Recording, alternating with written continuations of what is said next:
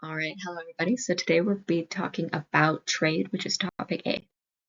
So we're going to be talking about how trade can increase overall well-being. So some terms we're going to be using are domestic price.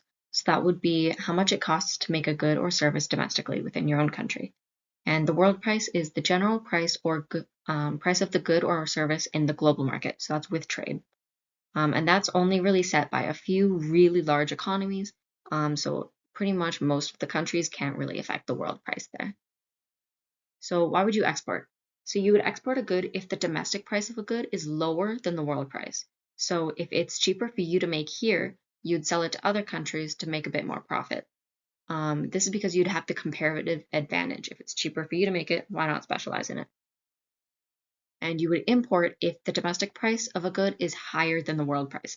If it's really expensive for you to make it, then and it would be cheaper to just get it from other countries. You'd bring it in from other countries so you can focus on your specialization that you're exporting to other countries.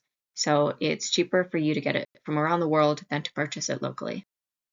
So for our example, we're going to be talking about Canada's trade with Bangladesh.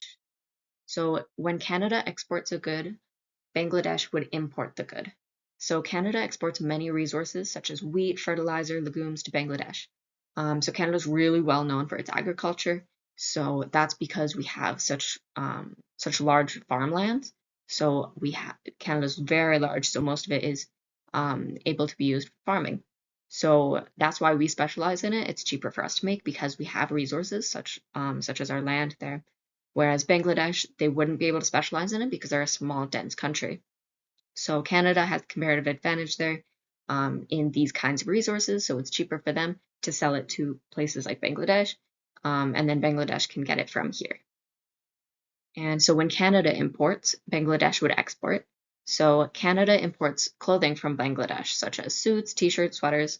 This is because Canada's domestic price of making these items is higher than the world price of making these items. So it's more expensive for Canadians to make these kinds of clothes than it is for people in Bangladesh to make these clothes. Instead of wasting time and resources trying to make the clothes here, we'll import them from other countries. So there are going to be winners and losers in terms of trade.